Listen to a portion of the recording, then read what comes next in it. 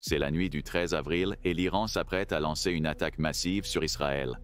L'attaque est une réaction à la violence israélienne perçue. Juste 13 jours plus tôt, une frappe sur le consulat d'Iran à Damas a fait 13 morts, l'Iran croyant qu'Israël est le coupable. Il aura sa revanche. À 20h, l'Iran tire environ 300 missiles, y compris des missiles de croisière et des drones explosifs, vers Israël. Cette salve comprenait 120 missiles balistiques, 30 missiles de croisière et environ 170 drones, ce qui représente l'une des rares fois où l'Iran a directement attaqué un pays depuis plus de 2 décennies. Il n'utilise plus de mandataires. La plupart des missiles et drones ont été interceptés hors des frontières d'Israël, grâce à une collaboration entre les forces américaines, françaises et britanniques. La Jordanie a également participé, abattant plusieurs missiles traversant son espace aérien. Mais tous les missiles n'ont pas connu le même sort. Des percées dans les défenses anti-aériennes ont été rapportées par Al Jazeera, avec des explosions entendues dans plusieurs villes israéliennes, y compris Tel Aviv. L'attaque n'était pas la plus efficace au monde. Israël rapporte qu'un petit nombre de frappes de missiles a causé des dommages mineurs à l'infrastructure de l'une de ses bases dans le sud du pays. Des éclats de missiles ont légèrement blessé plusieurs personnes, d'autres ont été traités pour l'anxiété provoquée par l'attaque. La victime principale était une fillette de 7 ans, gravement blessée par des fragments. Que vous considériez l'attaque comme un succès ou non, et qu'il s'agisse simplement d'un avertissement de l'Iran à Israël ou d'une déclaration de guerre à part entière, une chose est certaine. L'Iran s'est annoncé comme un acteur majeur de la crise au Moyen-Orient. La question est simple, comment l'Iran prévoirait-il d'attaquer Israël en cas de guerre totale? Il projette de s'inspirer des stratégies de la Russie, similaires à celles employées par Moscou, pour affaiblir progressivement l'Ukraine. C'est du moins l'opinion d'un groupe de réflexion américain nommé l'Institut pour l'étude de la guerre, répondant aux demandes de commentaires le soir de l'attaque de missiles de l'Iran.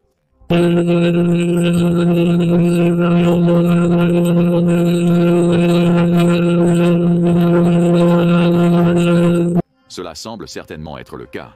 Au cours des 2 années et plus de la guerre entre la Russie et l'Ukraine, Moscou a littéralement lancé des milliers de missiles et de drones dans le pays. Reuters souligne l'ampleur de l'assaut. Il affirme que les 4 premiers mois de 2024 seulement ont vu l'Ukraine repousser environ 1200 missiles, ainsi que 1500 drones et 8500 bombes guidées, tous visant des cibles clés sur le territoire ukrainien.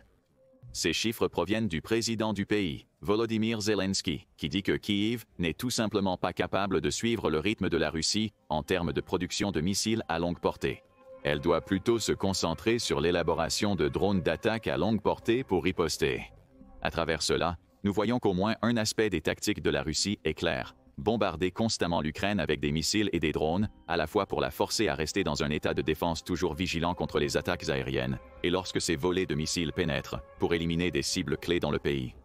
Cependant, l'Institut pour l'étude de la guerre affirme que les frappes de missiles de la Russie servent un autre but: aider Vladimir Poutine à déterminer comment créer un ensemble de frappes optimales pour pénétrer les défenses aériennes et antimissiles occidentales sur lesquelles l'Ukraine compte pour se défendre contre les attaques aériennes. C'est à travers ce but que nous pouvons voir l'Iran copier les tactiques de la Russie, selon l'Institut pour l'étude de la guerre. Bien que l'Iran ait publiquement affirmé que sa frappe de missiles et de drones sur Israël était une réponse directe à l'assaut précédemment mentionné sur son consulat à Damas, l'Institut pour l'étude de la guerre pense que la frappe était plus un test qu'un effort concerté pour causer des dommages aux bases israéliennes. L'Iran voulait causer autant de dommages que possible, bien qu'il n'ait réussi que de manière mineure, si l'on en croit Israël. Son autre objectif était d'évaluer la puissance des défenses rencontrées par ces missiles. Il a obtenu ses réponses. Le secrétaire à la défense américain Lloyd Austin a confirmé que l'Iran a été informé du déplacement par les États-Unis de systèmes de défense contre les missiles balistiques et les avions dans la région entourant Israël avant son attaque. Alors que les États-Unis abattent des dizaines de ces drones et missiles, selon Austin, ces interceptions se produisant sur des missiles tirés non seulement d'Iran, mais aussi de Syrie, d'Irak et du Yémen, ces interceptions ont fourni à l'Iran des informations précieuses. Il sait maintenant qu'une salve de 300 missiles et drones ne sera probablement pas suffisante pour causer des dommages majeurs à Israël. Il devra en tirer davantage s'il espère submerger les défenses qu'Israël a mises en place. L'Iran sait maintenant également ce que sont ces défenses et ce dont elles sont capables, lui permettant de retourner à la planche à dessin pour planifier de nouvelles attaques qui pourraient l'aider à submerger ou même contourner ces défenses. C'est selon l'Institut pour l'étude de la guerre qui dit que l'Iran travaille maintenant à comment ils peuvent échapper et submerger plus efficacement les défenses aériennes et maritimes américaines. Il est clair à ce stade que l'Iran joue un jeu intelligent. Sa première attaque de missiles et drones n'a peut-être pas visé à infliger d'importants dommages à Israël, malgré les affirmations qu'elle était une réponse à l'attaque sur Damas. Plutôt, comme c'est souvent le cas avec l'Iran, cette attaque a été utilisée comme une excuse pour que Téhéran teste une tactique qu'elle a vu la Russie utiliser avec grand succès en Ukraine. Il a compris qu'une salve de 300 n'est pas suffisante, il devra tirer davantage ou attaquer depuis différentes directions à l'avenir s'il espère copier les tactiques de la Russie en Ukraine. Mais tout cela mène à une question importante. S'il est clair que l'Iran apprend de l'offensive de missiles de la Russie en Ukraine, selon l'Institut pour l'étude de la guerre, serait-il même capable de suivre son exemple pour lancer une offensive similaire contre Israël? Pour répondre à cette question, nous devons examiner certains chiffres. On commencera par la Russie et son arsenal de missiles et drones. Comme vous pouvez l'imaginer, ces stocks ont été massivement épuisés depuis le début du conflit en Ukraine, surtout étant donné que la Russie a si constamment utilisé ces deux armes pour attaquer l'Ukraine. Ainsi, les chiffres sont durs à obtenir. Un rapport publié par Yahoo News en novembre 2023 citait Andriy Youssov de la direction principale du renseignement de l'Ukraine, affirmant que la Russie n'avait plus que 870 missiles stratégiques dans son stock. Ceux-ci comprenaient 40 missiles de croisière Kh-101, missiles 20 calibre et missiles 30 balistiques Iskander-M. Youssov a poursuivi en disant que la Russie consommait des missiles à un rythme plus rapide qu'elle ne les produisait, sa conviction étant qu'il n'avait fabriqué que 115 missiles de haute précision en octobre 2023. Mais quelque chose ne colle pas ici. Plus tôt, nous vous avons dit que la Russie avait tiré 1200 missiles sur l'Ukraine rien qu'en 2024.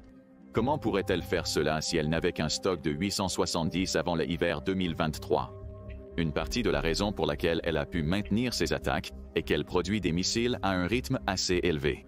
En mai 2023, la direction principale du renseignement ukrainien a déclaré que la Russie produisait mensuellement des missiles de calibre 25 ainsi que 35 missiles X, 105 missiles balistiques, 9 M723 et 2 Kinzhal. Et comme nous l'avons appris de Yahoo News, le pays a depuis lors augmenté ses capacités de production de missiles au point où il construit au moins 115 missiles par mois. Même si elle ne peut pas soutenir les niveaux d'attaque de missiles observés dans la guerre, la haute production de la Russie lui fournira suffisamment de missiles pour poursuivre les attaques. Il y a ensuite l'inefficacité des sanctions conçues pour empêcher la Russie d'acquérir des matériaux et des missiles qui entrent en jeu. C'est selon le Centre d'études stratégiques et internationales, ou Centre d'études stratégiques et internationales, qui a publié un article en juin 2023 avec un avertissement sévère que la Russie ne va pas manquer de missiles, bien qu'il ait souligné que la Russie a passé une grande partie de 2022 à dépenser des missiles à longue portée dans son assaut sur l'Ukraine. Il a également souligné qu'en 2023, ses frappes n'ont pas ralenti. Selon le Centre d'études stratégiques et internationales, il semble probable que la Russie sera capable de produire ou d'acquérir autrement la capacité de frappe à longue portée nécessaire pour infliger des dommages significatifs à la population, à l'économie et à l'armée de l'Ukraine. C'est la partie « acquérir autrement » de cette citation qui mérite une attention supplémentaire. En plus de produire ses propres missiles, la Russie est supposée acheter des missiles à d'autres pays qu'elle utilise ensuite pour frapper l'Ukraine. C'est selon Washington, qui a affirmé en janvier 2024 que la Russie a commencé à utiliser des missiles achetés à la Corée du Nord en Ukraine. La Maison-Blanche n'a pas précisé quels missiles la Russie achète à Pyongyang.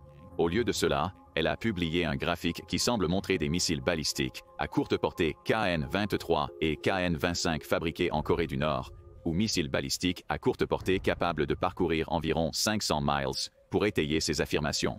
La Russie et la Corée du Nord ont fréquemment nié effectuer des transactions d'armes, pour ce que ça vaut.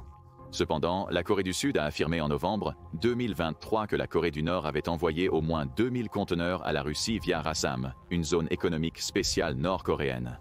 Ils sont soupçonnés d'avoir contenu des missiles, fusils, obus d'artillerie et autres équipements militaires.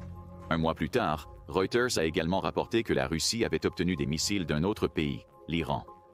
Dans un rapport de février 2024, le média a affirmé que la Russie avait acheté 400 missiles à l'Iran, principalement de la famille Fatah 110, de missiles balistiques à courte portée iraniens, la plupart étant capables de frapper des cibles situées entre 300 et 700 km. Ces expéditions ont débuté en janvier, malgré le silence de Téhéran et Moscou. Pourquoi ces informations sont-elles cruciales? Dans le cadre des frappes de missiles russes continues, un approvisionnement continu de missiles est crucial pour reconstituer les stocks diminués. Nous savons maintenant que la Russie produit au moins 115 nouveaux missiles par mois, peut-être plus, car elle continue d'augmenter sa production, et il est probable qu'elle importe des missiles de Corée du Nord et d'Iran au minimum. En somme, la Russie ne peut recourir aux tactiques de missiles et de drones qu'elle a employées grâce à un approvisionnement constant de ces deux types d'équipements. Pour imiter l'approche de la Russie en Ukraine contre Israël, l'Iran aurait également besoin de commencer avec un grand stock de missiles, et surtout avoir la capacité de produire et d'acheter plus de missiles pour maintenir son barrage. Un stock est certainement ce qu'il a. Selon le commandement central américain, l'Iran est supposé avoir environ 3000 missiles prêts à être lancés s'il entre en guerre. En fait, cette estimation pourrait même être en dessous de la réalité, le Washington Post suggérant qu'il pourrait en avoir plus, sur la base des preuves qu'il était prêt à déployer plus de 100 missiles balistiques dans une frappe de représailles contre Israël. Ce niveau de déploiement ne vient pas sans confiance, surtout lorsque l'Iran savait qu'il était probable que beaucoup de missiles seraient abattus, suggérant que ces stocks pourraient être plus élevés que prévu. On en sait plus sur les types de missiles que l'Iran pourrait utiliser pour lancer des frappes continues contre Israël. Le Washington Post indique que les 3 missiles balistiques utilisés lors de l'attaque du 13 avril étaient le Khaybar Sheikhan, l'Imad et le Ghadar. Les 3 sont des missiles balistiques à moyenne portée, ou missiles balistiques à moyenne portée capables de parcourir au moins 900 miles. Plus précisément, le Khaybar Sheikhan peut parcourir jusqu'à 900 miles tout en transportant une ogive de 45,36 kg. L'Imad peut aller plus loin et transporter des charges plus lourdes, étant capable d'atteindre des cibles jusqu'à 1056 miles de distance avec une ogive de 1294,35 kg. Et le Ghadar peut voyager encore plus loin que cela, 1211 miles avec une ogive de 1345,3 kg. Le Washington Post note aussi que l'Iran a lancé des missiles de croisière Pavesh lors des attaques, capables de couvrir environ 1000 miles. Ajoutez à tout cela les missiles que l'Iran n'a pas utilisés. Cela inclut le Shahab 3 et le Sejilan, qui sont tous deux des missiles balistiques à moyenne portée capables d'atteindre Israël. Le président iranien Ebrahim Raisi a également été rapide à souligner que la folie initiale de 300 missiles et drones n'était jamais destinée à être une action à grande échelle, saluant la frappe comme un succès. Il a vite déclaré que si c'était une action d'ampleur, rien n'aurait subsisté du régime sioniste. Néanmoins, l'analyse des chiffres révèle que l'Iran ne pourrait pas reproduire la stratégie des missiles de la Russie en Ukraine sur une longue durée. Si nous prenons les estimations selon lesquelles l'Iran a 3000 missiles comme donnée, et supposons même que tous ces missiles sont capables d'atteindre Israël, nous pouvons comparer ce nombre à la production de la Russie. Nous avons appris que la Russie a lancé environ 1200 missiles sur l'Ukraine durant les 4 premiers mois de 2024. Si l'Iran atteignait le même volume, son stock de missiles serait totalement épuisé en environ 1 an. L'Iran pourrait aussi devoir affronter d'autres problèmes.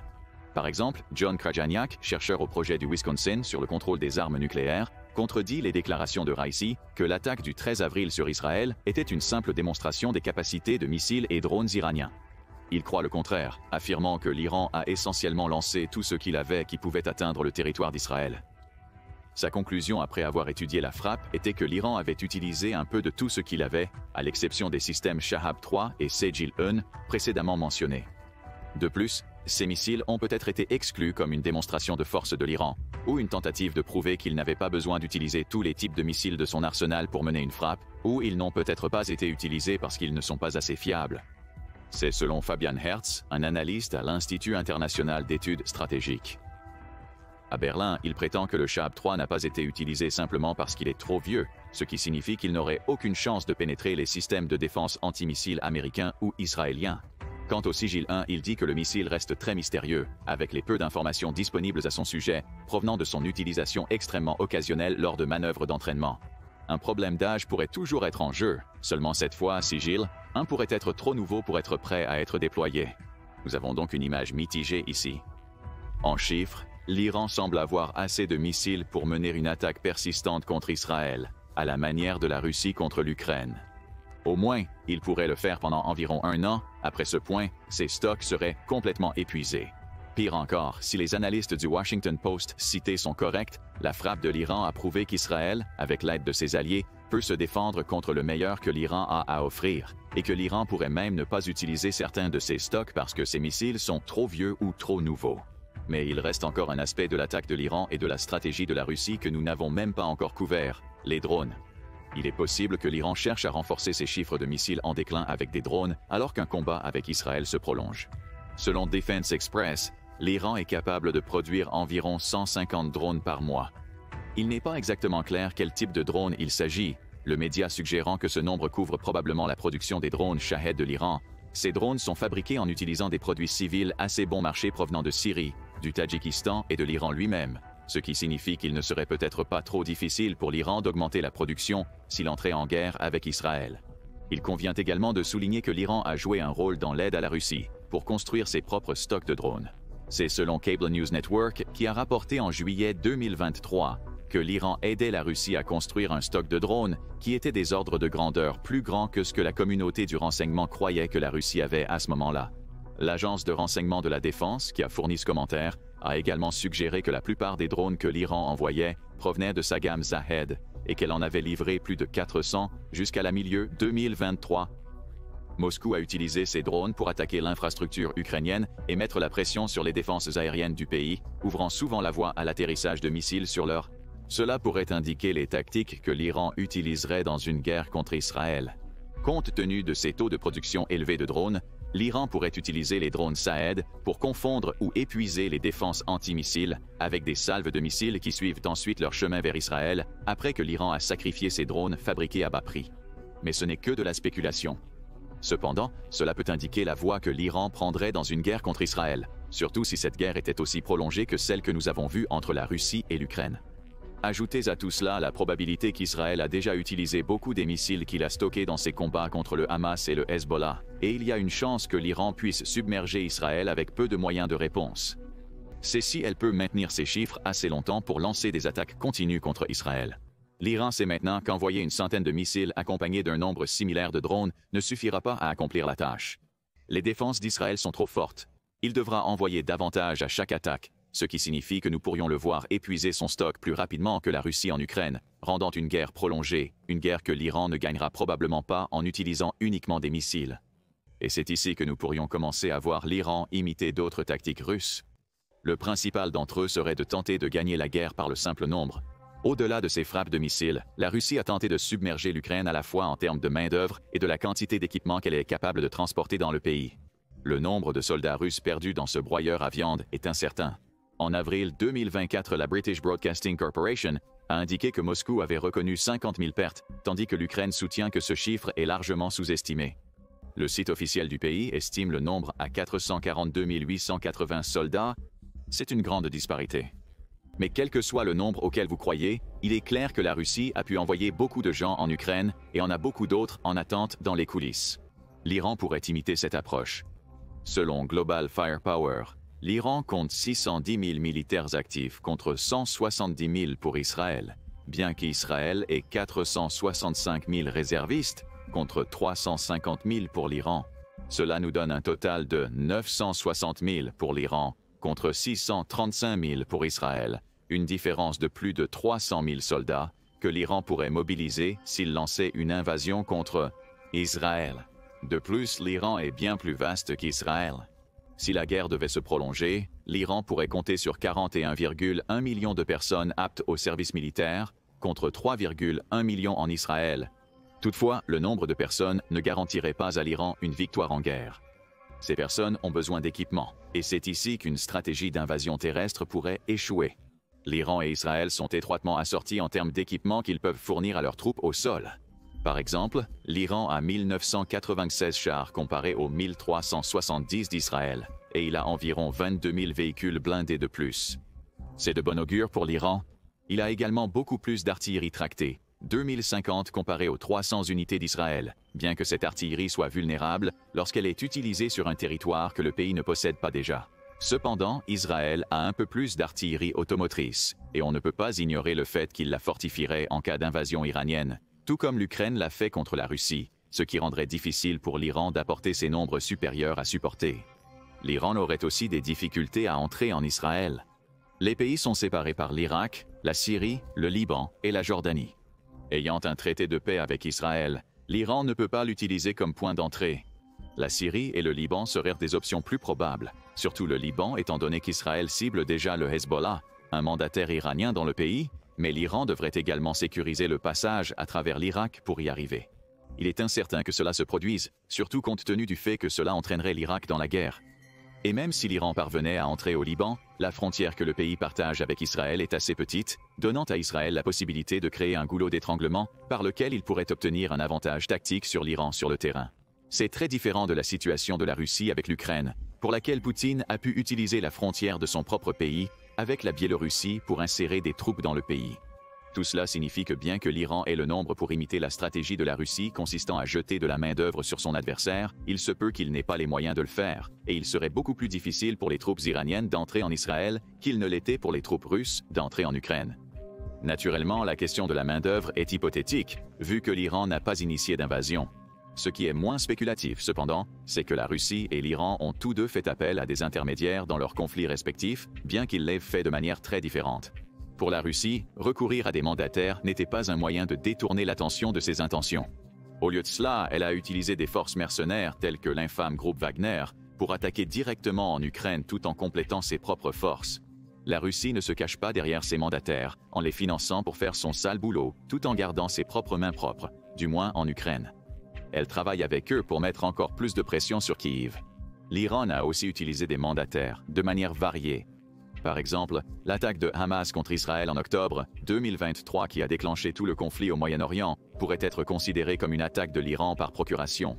L'Institut de Washington soutient que l'Iran a financé, armé et formé le Hamas pendant des décennies, avec probablement l'accord implicite que ce soutien est en retour pour que le Hamas mène des opérations qui sont favorables à l'Iran au Moyen-Orient, des opérations comme l'attaque du Hamas sur Israël. Le Conseil des relations étrangères souligne que l'Iran a entretenu une relation similaire avec le Hezbollah, que Israël a affronté au Liban. Il a aussi une relation avec les Houthis au Yémen, probablement les ravitaillant pendant qu'ils attaquent des navires commerciaux en mer Rouge. Il n'est pas hors de question que l'Iran utilise tous ces groupes insurgés par procuration dans sa guerre contre Israël, de manière similaire à la façon dont la Russie utilise ses paramilitaires par procuration en Ukraine. On pourrait dire que cela se produit déjà. Israël se bat déjà contre le Hamas et le Hezbollah, et via les Houthis au Yémen, l'Iran pourrait même envisager une invasion navale d'Israël par la mer Rouge, bien qu'il devrait passer par l'Égypte pour le faire. Pour revenir aux missiles, la relation de l'Iran avec le Hezbollah au Liban présente un autre avantage. Le Liban est beaucoup plus proche d'Israël que l'Iran. L'Iran pourrait utiliser le Liban pour lancer ses missiles vers Israël, ce qui réduirait considérablement les distances de vol.